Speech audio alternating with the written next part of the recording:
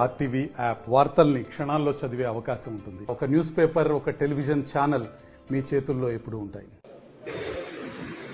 Karimnagar corporation smart city పనులు మార్చి 31, 2025 వరకు కూడా ఎక్స్టెన్షన్ జరిగింది. అయితే కాంగ్రెస్ పార్టీ సీనియర్ నేతలు అందరూ కూడా ఈ అవినీతి అక్రమాలకు నిలయంగా మారిందని ఆరోపిస్తున్నటువంటి పరిస్థితి. మనతో మాట్లాడడానికి సీనియర్ నేతలు వచ్చారు. చెప్పండి, ప్రధానమైనటువంటి ఆరోపణలు ఏంటి? మీకు స్మార్ట్ సిటీ రూపాంతరం చెందినటువంటి కార్పొరేషన్లో ఎక్స్టెన్షన్ వచ్చేసింది మార్చి 31, 2025 వరకు. ఎట్లా చూస్తారు మీ ప్రధానమైనటువంటి అలిగేషన్? ప్రధానమైన అలిగేషన్ ఏంటంటే కరీంనగర్ కార్పొరేషన్ అత్యంత అవినీతిమయమైపోయింది.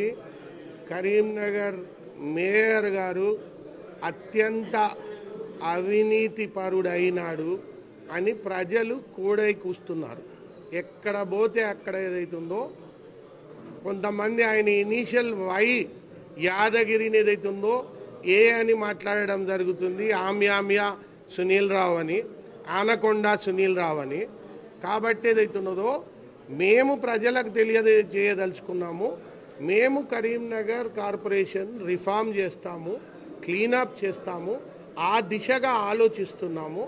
ఖచ్చితంగా ఎటువంటి అవినీతి, అది స్మార్ట్ సిటీ పనులలోనే కానివ్వండి, ఇతర అవినీతి పర్మిషన్స్ విషయంలో కానివ్వండి, భూముల విషయంలో, కబ్జాల విషయంలో కానివ్వండి, అటువంటి అవినీతిలు ఏ రకంగా జరిగినా దర్యాప్తు సంస్థల ద్వారా మొత్తంగా ఎంక్వైరీ చేసి ఈ అవినీతి కంపును ఏదైతుందో రూపుమాపాలని చెప్పి ముఖ్యమంత్రి గారికి, మంత్రి గారికి మేము రిప్రజెంటేషన్ ఇవ్వడం జరుగుతుంది. మీ దగ్గర ఏమైనా ఆధారాలు ఉన్నాయా? గతంలో సైతం ఇదే ప్రెస్ క్లబ్లో ఆరోపణలు చేసిన వారికి లీగల్ నోటీసులు కూడా పంపినటువంటి సందర్భాన్ని మేము గుర్తు చేస్తున్నాం.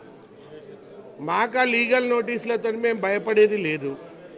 రెండోది, ఇది ప్రజలే కోడై కూస్తున్నారు. ప్రజలు కోడై కూసేది నేను చెప్తున్నాను.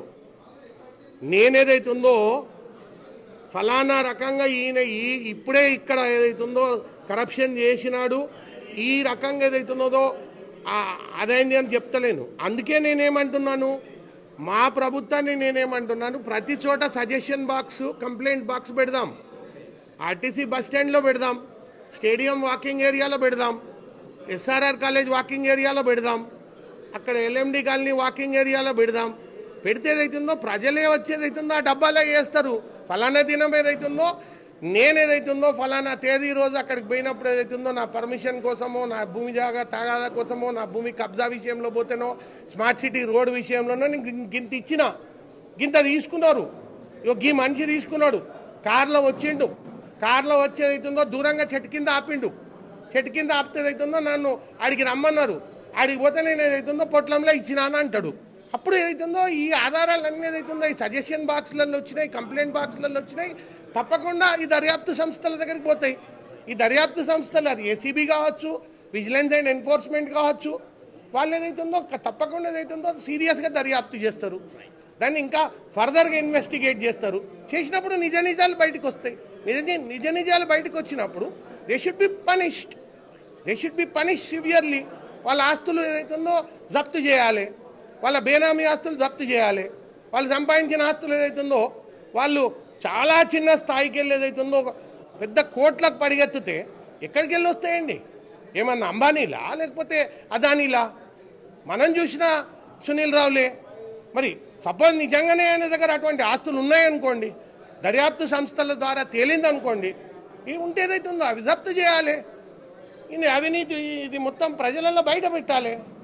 మా అలిగేషన్ అది, డిమాండ్ అది. దానికోసం మేము ఇంకా కూడా ఏదైతుందో ప్రజల వద్దకు పోయే కార్యక్రమం చేపడుతున్నాం. Good morning Karimnagar. ప్రతిరోజు వాడ ఏదైతుందో గడపకు కాంగ్రెస్ పార్టీ అని పోతాం. మేము గడపకు పోయినప్పుడు అయితే ఏదైతుందో ఓ అన్న దగ్గరకో అక్క దగ్గరకో పోయినప్పుడు నాకు గట్ల అయింది, నేను ఆడికి పోయినప్పుడు నేను కలిసినప్పుడు ఈ రకంగా చేసిండు, ఇవన్నీ వస్తాయి కదా వాయిసెస్. ఆ వాయిసెస్ వచ్చినప్పుడు జనం వింటారు. కొన్ని వాయిసెస్ మీరు కూడా తీసుకున్నప్పుడు ఏదైతుందో అప్పుడు ప్రూఫ్స్ దొరుకుతాయి, అప్పుడు ఎవిడెన్సెస్ దొరుకుతాయి. జనంలో 100% మాట్లాడుతున్నారంటే ఖచ్చితంగా ఏదో జరిగింది అన్న భావన ఉన్నది కాబట్టి 100% మాట్లాడుతున్నారు కదా. అది ఉంది కాబట్టి ఏదైతుందో మేము ఇప్పుడు ఈ ప్రెస్ కాన్ఫరెన్స్ ద్వారా తెలియజేస్తున్నాము. మొత్తం మీద గుడ్ మార్నింగ్ కరీంనగర్ అనేటువంటి పేరుతో గడప గడపకు కాంగ్రెస్ అనేటువంటి కార్యక్రమాన్ని చేపడుతున్నారు. రాబోయే కాలంలో ఒక సంస్కరణవంతమైనటువంటి కార్పొరేషన్ ఉండాలనే దిశగా అడుగులు వేస్తున్నటువంటి పరిస్థితి. అవినీతి అక్రమాలకు పాల్పడిన వారిని శిక్షించాలి. ఆ దిశగా ఆ ఉన్నత అధికారులకి అలాగే ముఖ్యమంత్రికి సైతం మేము ఫిర్యాదు చేస్తామని చెప్పేసి స్పష్టం చేస్తున్నటువంటి పరిస్థితి. చూద్దాం ఏం జరగబోతుంది, ఎలాంటి కార్యాచరణతో ముందుకెళ్తారు. విడుదల సుమంత్తో కలిసి చంద్రశేఖర్, RTV కరీంనగర్ నుండి. మరిన్ని వీడియోస్ కోసం ఛానల్ ని సబ్స్క్రైబ్ చేయండి. లేటెస్ట్ అప్డేట్స్ కోసం వాట్సాప్ ఛానల్ ని ఫాలో చేయండి. అండ్ లింక్ డిస్క్రిప్షన్ లో ఉంది.